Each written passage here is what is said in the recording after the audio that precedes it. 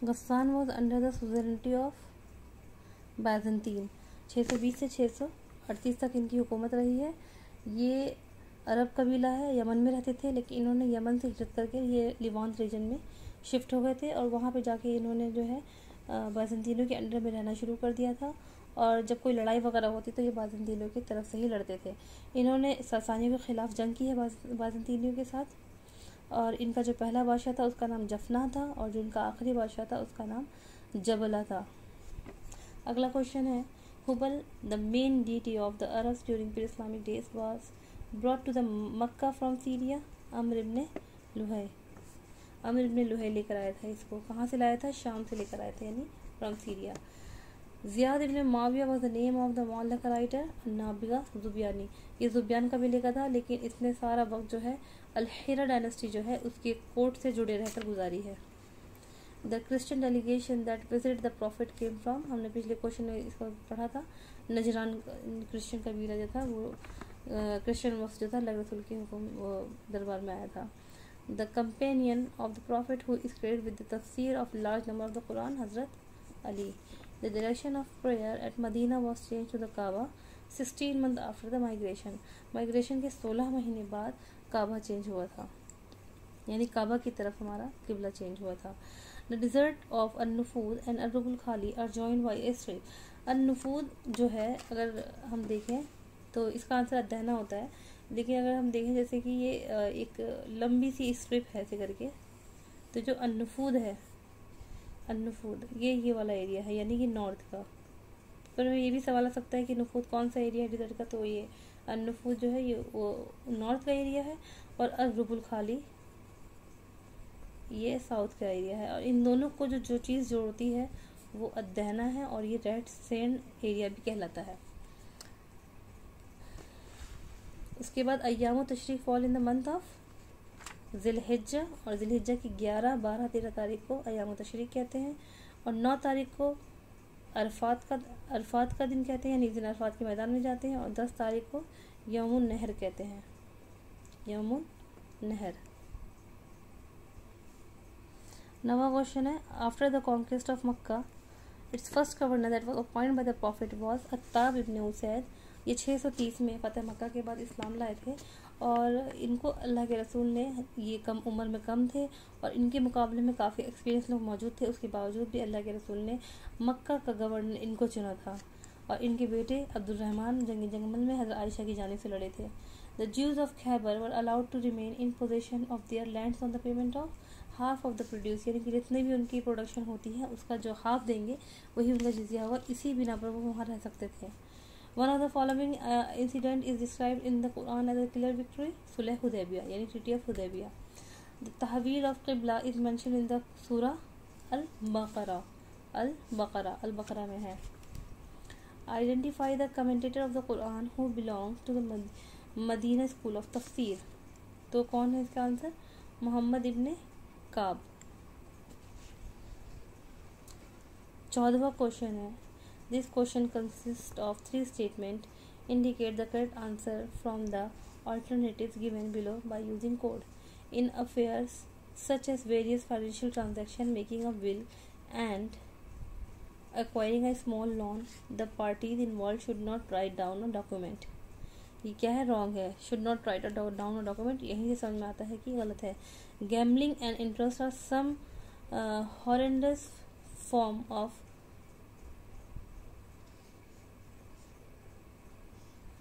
The wealth of every Muslim must necessarily be distributed after his demise amongst his heirs as per the instructions given in the Quran. तो ये दोनों सही है, ठीक है। तो गैम्बलिंग और इंटरेस्ट ये सब जो है कुरान, ये सब एक सख्त और गुनाह है। और ये the wealth of Muslim must necessary, यानी कि किसी मुसलमान की जब मौत होती है तो कुरान के दिए गए हिदायत के मुताबिक जो है वो उसके वारिसों में तकसीम कर दिया जाता है। तो इसका आंसर क्या है? B and C are correct but A is wrong, तो इसका आंसर ए है।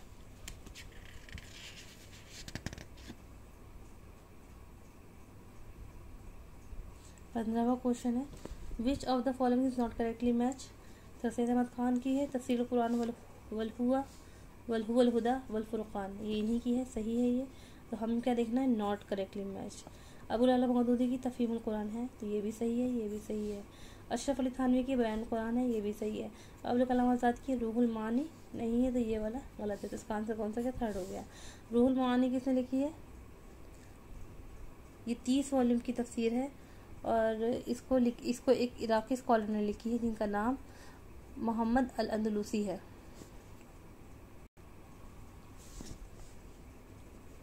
मोहम्मद अल अलूसी।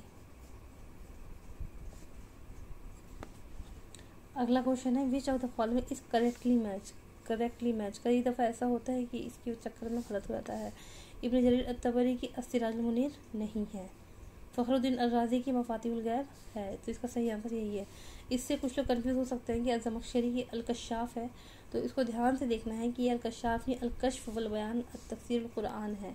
ये अहमद इब्न मोहम्मद अस्सालबी की किताब है, तो ये इसका आंसर नहीं है, बल्कि इसका आंसर फ़खरुद्दीन राज़ी की मफ़ातिहुल गैब है। इब्न कसीर और बहरुल मुहीत ये भी नहीं है। तो अब हमें इस किताबों को देख लेंगे, इन्हें किसने लिखा है।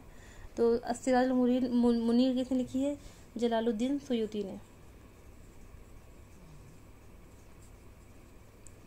मफ़ातिहुल गैब हमारा सही आंसर है, फ़खरुद्दीन राज़ी ने लिखी है, और ये किताब अस्सालबी ने लिखी है। और अल बहरुल मुहीत किसने लिखी है? अबुल हयान अल गरनाती। अबुल हयान अल गरनाती ने लिखी है, या अल गरनाती अल अंदलूसी, इस तरीके से इनको लिखा जाता है। तो ये साथ साथ में याद भी करना है इनके नाम को। अबुल हयान अल गरनाती अल अंदलूसी, सिराजुल मुनीर जलालुद्दीन सुयूती ने लिखी है, बहरुल मुहीत अबुल हयान अल गरनाती ने लिखी है। और अल अंदलूसी भी खाली आ सकता है, तो ये भी होगा। One who is not include among the 7 eminent jurist belong to the ताबीन, खालिद इब्ने मदान। ये भी जो 7 मेंबर्स हैं फ़ुक़हा, जो मदीना के 7 फ़ुक़हा माने जाते हैं, उनमें इनका नाम भी है, इनका नाम भी है, इनका नाम भी है। सिर्फ खालिद इब्ने मदान का नाम नहीं है। This question consist of 3 statement. Indicate correct answer from the alternatives given. Zanatika have fabricated a large number of traditions in the name of Prophet. Correct. सही है ये।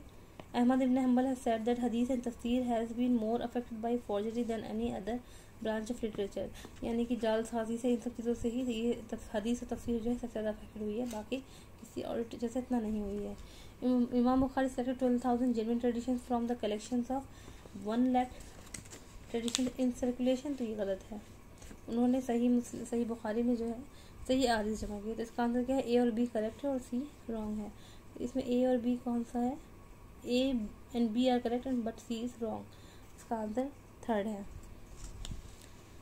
उसके बाद अगला क्वेश्चन है arrange the following books in order they appear, use the go to given below. तो Sunan नबी Dawud, Musnad Ahmad ibn Hanbal, Sahih Muslim, मौता इमाम मालिक। इसके साथ साथ इनके ज़मानों का भी पता होना बहुत ज़रूरी है। तो ये हम सब जानते हैं कि मौता इमाम मालिक जो है वो सबसे पहली किताब है, तो इन सब में आंसर डी सबसे पहले इसमें है, तो किसी और में नहीं है, तो सबसे पहले इसका आंसर यही हो जाएगा। यानी सबसे पहले मौता इमाम मालिक है, फिर मुस्नद अहमद इब्न हम्बल है, फिर उसके बाद सही मुस्लिम है, फिर सबसे आखिर में सुनन नबी दाऊद है।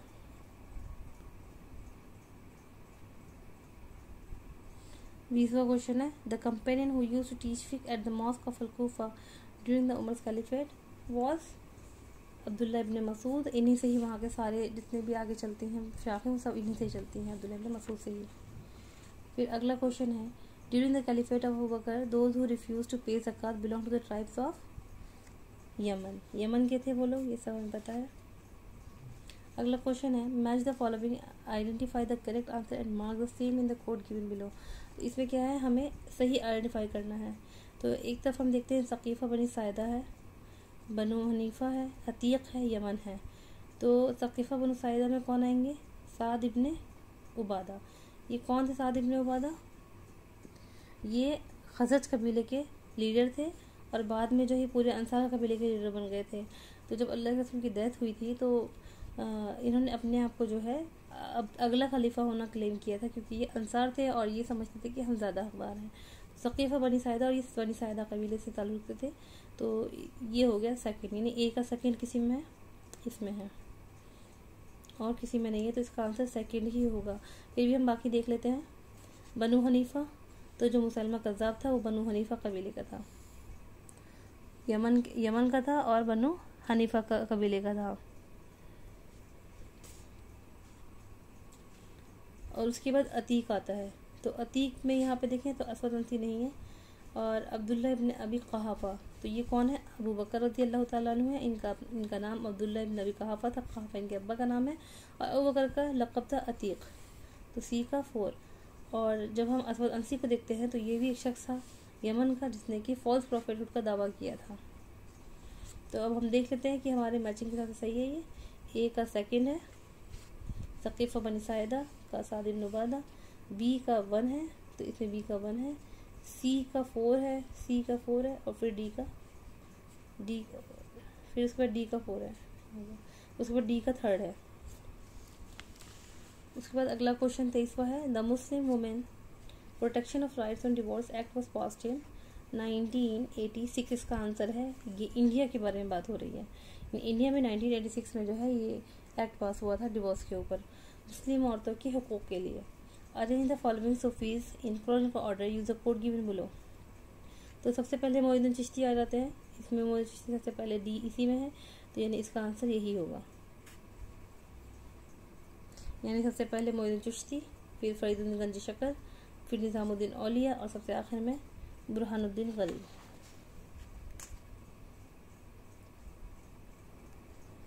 25वां क्वेश्चन है कि arrange the following caliph in chronological order, use the code given below. Al Walid, Umar ibn Abdul Aziz, Abdul Malik, Sulaiman. कुछ डायनेस्टीज़ के जो किंग्स हैं यानी कि जो खलीफा बने हैं उनका क्रोनोलॉजिकल ऑर्डर याद करना बहुत ज़रूरी है। जैसे उमैया खलीफा के, उमैया डायनेस्टी का, उस्मानी डायनेस्टी का और उमैया स्पेन का, तो इन सब का जो है देखना ज़रूरी है क्योंकि इस तरह क्वेश्चंस काफ़ी बनकर आते हैं। तो इसमें सबसे पहले हम देखेंगे अल वलीद 2 यानी कि ये बाद के हो गए, उमर बिन अब्दुल अजीज़ या अब्दुल मलिक के बाद के हो गए, सुलेमान बिन अब्दुल मलिक बाद। इसमें सबसे पहले आएंगे अब्दुल मलिक। तो सी इसमें है, तो ये तो हमारा आंसर पहले ही मिल गया है।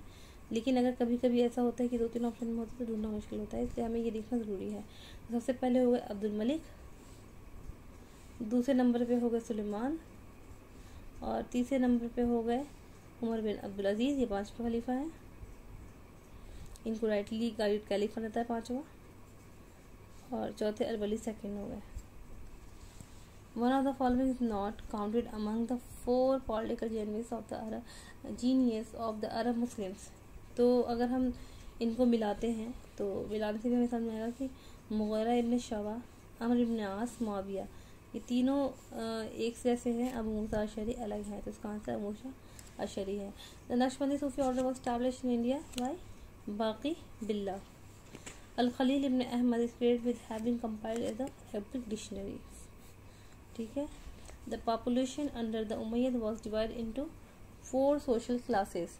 पहली क्लास किसकी थी? मुस्लिम अरब की थी। दूसरी मुस्लिम थे लेकिन नॉन अरब थे, यानी उनको मवाली भी कह सकते हैं। तीसरी क्लास जो थी वो ज़िम्मी की थी और चौथी स्लेव्स यानी गुलामों की थी। One of the following caliph was known as the fifth rightly guided caliph. अभी हमने ऊपर इसी की बात की थी, Umar bin Abdul Aziz. The famous Abbasi poet Abul Atahiya died in Baghdad in the reign of Mamun. इसका answer क्या है? मामून। 32वां क्वेश्चन है arrange the following Umayyad rules in chronological order, use the code given below. फिर से एक question आ गया इनके ऊपर यानी कि खलीफाओं की क्रोनोलॉजिकल ऑर्डर के ऊपर। तो अल वलीद, मुआविया, मरवान, हिशाम। तो सबसे पहले मुआविया है, इसमें हम देखेंगे 20 पहले किसमें दिया हुआ है, इसमें है, किसी और में नहीं है, तो हमारा आंसर पहले हमें मिल गया है। सबसे पहले मुआविया है, फिर मरवान है, मरवान के बाद अल वलीद है, फिर हिशाम है। नेक्स्ट क्वेश्चन है the revolt that toppled the Umayyad dynasty was led by Abu Muslim Khurasani. The caliphate of Usman lasted during the period of 644 to 656। इसके बारे में हम पहले भी डिस्कस कर चुके हैं। The Umayyad empire reached its expansion during the reign of Muawiya. Yazid नहीं, यजीद इब्न मरवान नहीं, हमें वो 2 जोड़ी पहचाननी है, अल वलीद एंड हिशाम। तो अल वलीद के दौर में काफ़ी सारी फतूहात हुई थी, इनका एक्सपेक्शन हुआ था, और हिशाम, तो इसका आंसर यही है। मुआविया 2 और अब्दुल मलिक नहीं है। अब्दुल मलिक के दौर में जो है आर्किटेक्चर के ऊपर काम हुआ था। 36 the first Abbasid caliph to resume holy war against the Byzantines was Al Mahdi. इसका आंसर है अल मेहदी। अब्बासी खलीफा अल मेहदी ने जो है बायज़ंत के खिलाफ लड़ाई की शुरुआत की थी। The foundation stone of the Abbasi capital Baghdad was laid by Abu Jafar Mansur. Baghdad शहर जो है वो अबू जाफर मंसूर ने बनवाया था। Arrange the following calyx in chronological order, use the code given below. अभी हमने इसी पेपर में देखिए, हमने चौथी दफ़ा जो है इस सवाल को देख लिया है। हारून रशीद, अल मेहदी, अल मुतवक्किल, अल वासिल। तो इसमें सबसे पहले कौन है? अभी पीछे ही हमने मेहदी के बारे में पढ़ लिया कि मेहदी पहले है, हारून रशीद है, तो सबसे पहले अल मेहदी आएंगे। तो बी किस में है? इसमें है, तो इसका आंसर 4 हो गया। सबसे पहले अल मेहदी, फिर हारून रशीद, फिर अल वासिल, फिर अल Mutawakkil. Abu Tammam is best known in Arabic literature for his compilation of Diwan ul Hamasa. The palaces of the Barmakids were built at Shammasiya. The last Abbasi caliph at Baghdad was al-Mustasim. In the first pledge of Aqaba, the number of disciples from Yasrib was 12. 12 लोगों की जमात आई थी बैत Uqba उला में। Which of the following is correctly matched? यहाँ पे क्या करना है? हमें सही मैच करना है। तो हम दानिश कौन थे? सईद वाला, जिसमें दूसरा वाला जो है वो करेक्टली मैच हो रहा है। द फाउंडर ऑफ अगलबी dynasty was Ibrahim bin Aghlab. Fas यानी Morocco was the capital of Idrisid dynasty. ये फर्स्ट शिया डायनेस्टी है। Which one of the following is not correctly match? असुयूती। असुयूती जो है वो अब्बासी दौर के नहीं है बल्कि ममलूक दौर से है, तो यही हो गया। नॉट मैच देखना है, पहला ही हमें मिल गया नॉट मैच का। The official language of Seljuk dynasty were Persian. इनकी ऑफिशियल लैंग्वेज पर्शियन थी, और जो रॉयल फैमिली थी उनकी टर्किश लैंग्वेज थी, यानी कि वो वहाँ के लोग अपनी टर्किश लैंग्वेज बोलते थे, और जो वहाँ के लोग थे यानी कि वहाँ की जो ऑफिशियल लैंग्वेज थी वो पर्शियन थी। अगला क्वेश्चन है which one of the following is correctly match? Fatmi, Jangi, Ayyubi, Mamluk. इसमें एक चीज़ ये देखना है कि सबकी जो स्टार्टिंग डेट है ये ठीक दी हुई भी है, इस डेट में थोड़ी बहुत गड़बड़ हुई हुई है। फातमी डायनेस्टी 909 से 1171 तक रही थी, यानी कि फातमी ख़त्म होती है और अय्यूबी शुरू होती है 1171। जंगी 1127 से 1262 तक, तो इसका आंसर क्या है? सेकंड है। अय्यूबी 1171 से 1250 तक, तो 1250 तक नहीं, इसका आंसर क्या है? 1260 है। और ममलूक डायनेस्टी की जो डेट है वो क्या है? 1250 से 1517 है। ऐसे जंगी डायनेस्टी का भी जो मैंने हर जगह देखा है नेट वगैरह पे, तो उसमें 1262 के बजाय इसकी जो डेट है वो 1250 निकली है जंगी की। हर जगह 1250 दी हुई है, लेकिन इसकी आंसर जो यूजीसी तरफ से आंसर की आती है उसमें जंगी इसका आंसर सेकंड पे लगा रखा है, यानी 1250। The first Persian Mamluk sultan was az Zahir Saifuddin al Barquq, जिसको सिर्फ अल बरक़ूक़ के नाम से भी जानते हैं। Fatimi shifted their capital from Mahdia to Cairo in the year of 972।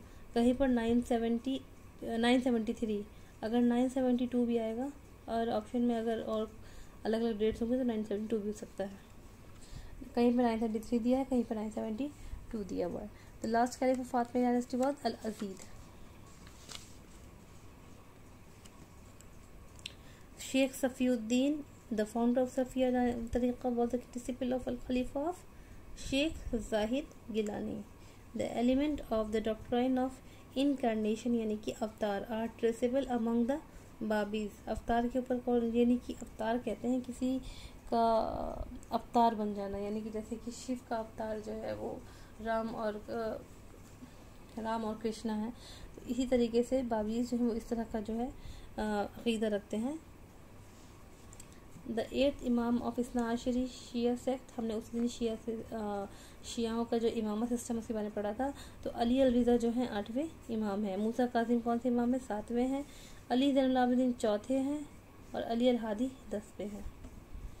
The Iranian scholar who author the book under the title Islamology, Ali Shariati. बाकी के जो क्वेश्चन बचे हैं हम उसको अपनी अगली वीडियो में करेंगे।